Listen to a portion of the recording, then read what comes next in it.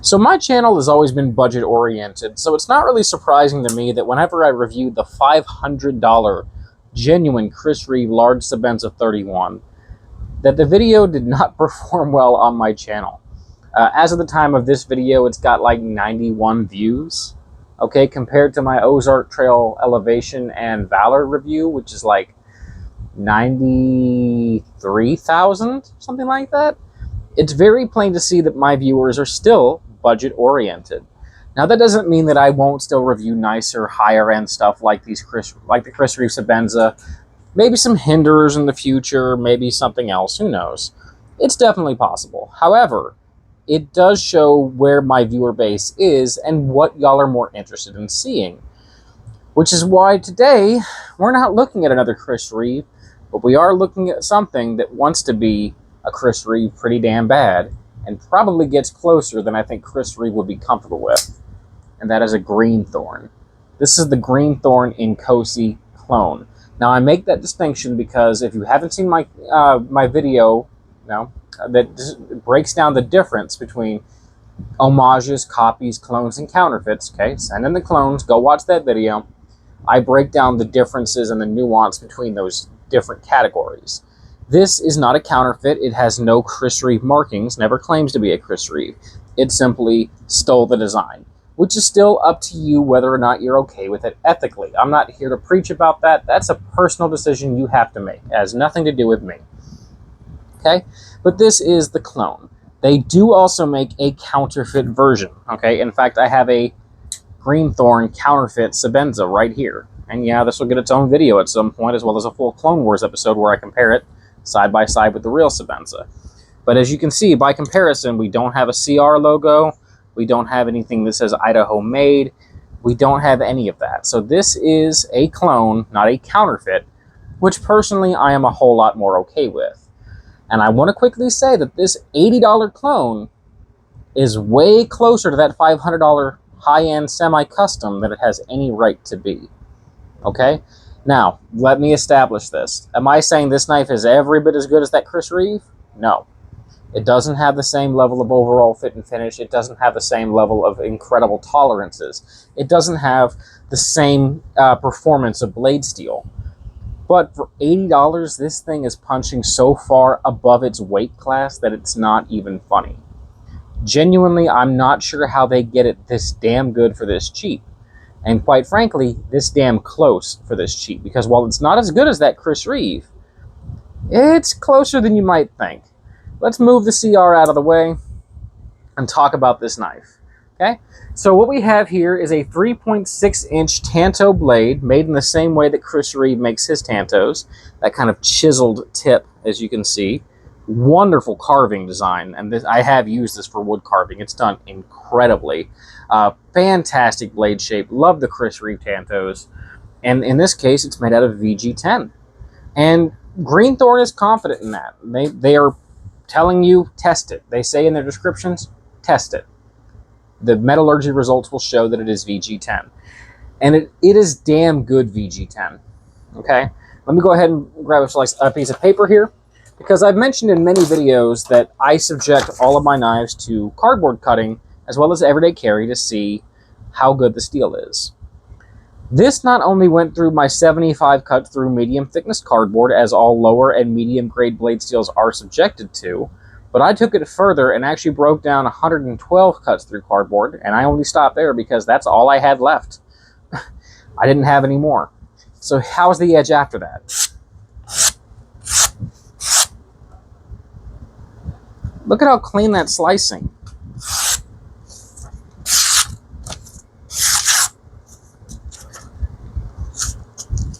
Okay, the tip still slices even despite me using it for carving wood. This is, without a doubt, some of the best performing VG10 I have ever used, and I've used a lot. And I do mean a lot. It is scary how well this VG10 blade has performed. That has never been sharpened. It's never been touched up. It is still the factory edge. Okay? Well, the factory sharpening job anyways, after all of that testing. Pretty incredible stuff. I'm really impressed by that. I'm not sure what they rock weld it to. I'm going to assume it has to be on the upper end, but damn, Green Thorn definitely did the job right whenever they were treating the blade on this knife. And I will be subjecting the Sebenza to its own cardboard cutting just to see if their VG10 treatment is consistent. Okay, so that'll be interesting whenever we get there one day. I'm going to say the blade is excellent. Okay, it has the same hollow grind as a genuine Chris Reeve would have. It's a beautiful stone-washed finish. I will say the stone washing is different. If I bring in my real Sebenza, we can see the stone washing is definitely darker. It's a little more tumbled. It is a different kind of stone wash, but it is still very attractive. I do like it quite a lot. I've come to love this blade shape.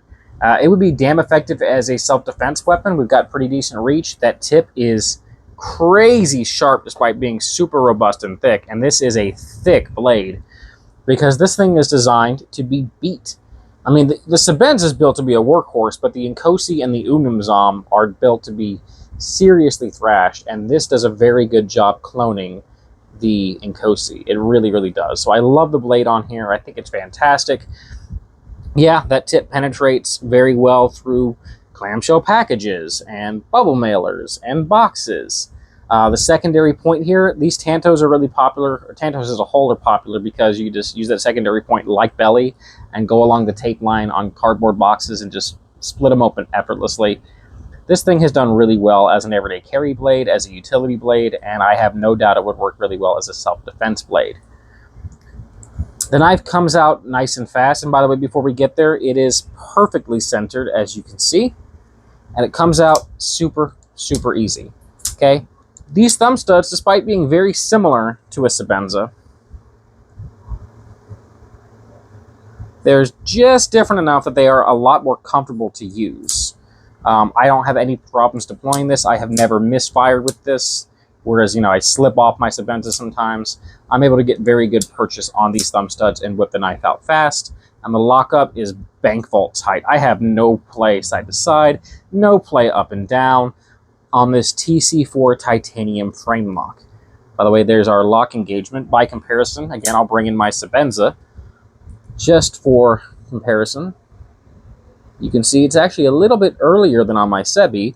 And like on the Sebenza, we have a, let me get a light so I can show you this, or try to show you this. Turn it down a little bit. Maybe you'll be able to see it. There you go. Kinda. That ceramic ball. See it in there?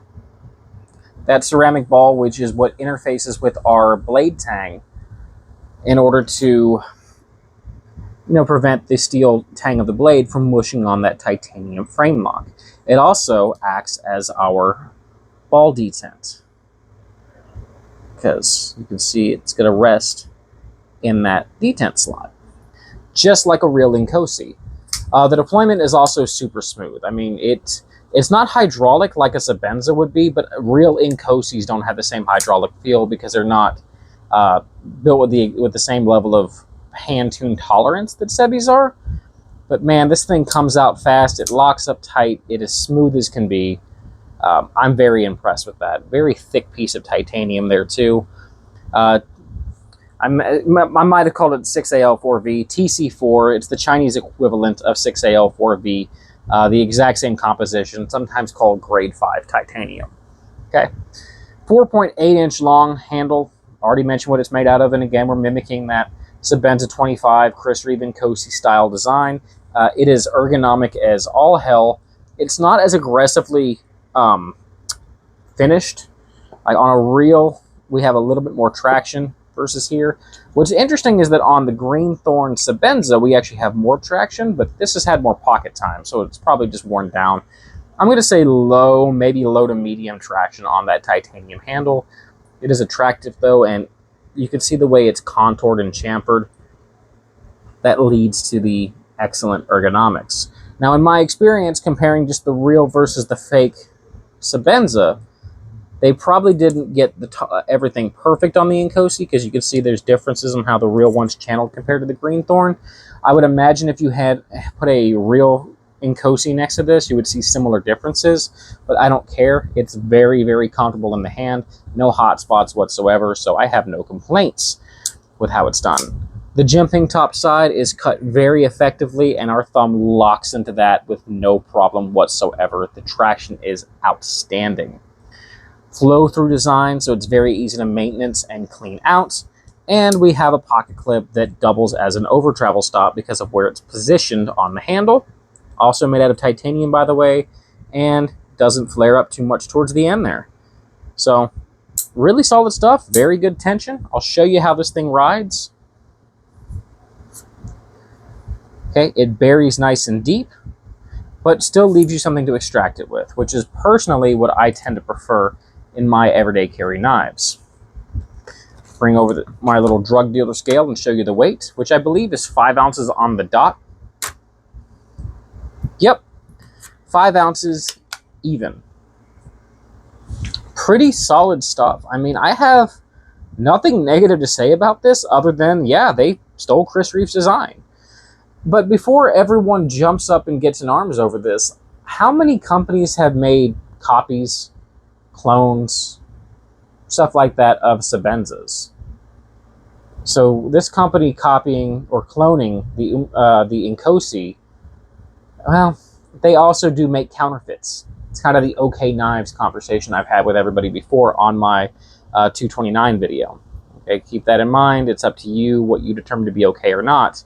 But as a clone, this thing is amazing. And I have talked to Green Thorn a little bit, and I actually made a custom logo that resembles the CR logo, but it's a GT. And I sent that to him and told him, hey, y'all should use something like this. Sell your knives under your own branding, you know, so put a GT there. On the backside, put titanium or the name of the city where the knives are made in place of Idaho made. Leave the honest blade stamping. Be a clone company, not a counterfeiting company. And they seemed, honestly, somewhat surprised by the idea. They were happy with the logo. Maybe one day we'll see them actually do that. I doubt it. It's just not a thing China cares about all that much. But yeah, this is something a lot of y'all won't even care about. Many of y'all would buy this even with the CR logo if it was on there. So not having it, you probably don't care too much. For me, it's a perk that this doesn't have it. But man, if they sold this under their own name brand, this thing would be such a contender. The same thing for their Sebenza model, by the way, but this, I think, is actually better made than their Sebenza counterfeit.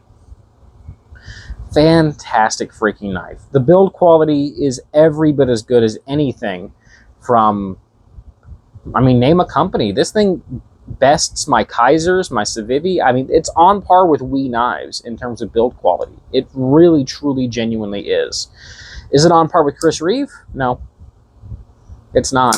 But if I compare this to a sub $300 Wii knife, I mean, yeah, it equally matches it, no questions asked whatsoever. It is extremely impressive.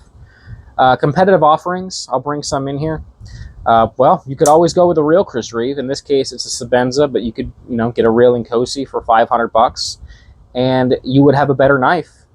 The fit and finish, the build quality, the tolerances on this are still better than this, but $500 versus $80. Keep that in mind. For $80, this is way above its weight class. And I would say it's at least 90% the knife that this is. Genuinely speaking, honest to God. And I paid for this damn thing. Another competitive option, this one's interesting. Maxpedition Large Excelsa. D2 blade, 6AL4V titanium frame lock, looped over clip, D2 steel, Taiwanese produced. Very ergonomic, very nice knife. About $130, more than the Green Thorn. It's very well made.